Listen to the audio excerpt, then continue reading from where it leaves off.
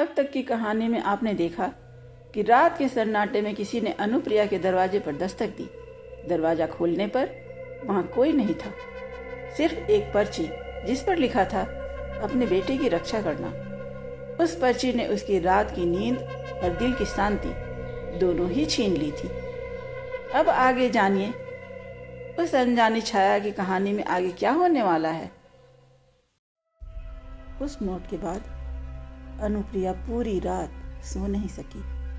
मन में एक ही सवाल घूमता रहा, ये चेतावनी किसी ने क्यों दी है। लेकिन अगले ही दिन अजीब घटनाएं शुरू होने लगी। सुबह जब उसने दरवाजा खोला, ताला आधा खुला मिला।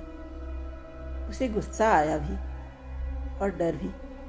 वो सोचती रही, शायद कल रात उसने ठीक से बंद नहीं किया होगा। पर उसके दिल को लगा कुछ तो गलत है। दोपहर में जब वो रसोई में थी, उसे लगा कोई उसके पीछे से गुजरा है। उसने मुड़ कर देखा, कोई नहीं था। उसने खुद को बहलाया, ज़्यादा सोच रही हूँ। लेकिन शाम को उसके बेटे के कमरे की खिड़की अपने आप खुली मिली। ये पहली बार नहीं था। ये खिड़की बीती रात भी उसी तरह खुली थी और ये बात अनुप्रिया को भीतर खा रही थी। रात होते होते डर और बढ़ गया।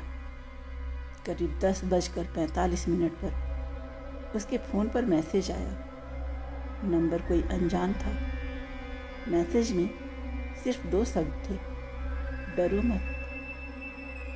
उसके हाथ कांपते रहे। डर और सवाल दोनों बढ़ते जा रहे थे। कौन है ये? वो क्या चाहता है और क्यों कह रहा है कि डरो मत? लेकिन सबसे अजीब था उस मैसेज के नीचे लगा छोटा सा प्रतीक, एक छोटा सा काला बिंदु। रात गहराती गई, कमरा शांत था और तभी उसने पहली बार उसे महसूस किया, किसी की मौजूदगी, जैसे कोई उसके सामने खड़ा हो लेकिन दिखाई न दे। जैसे हवा अचानक भारी हो गई हो।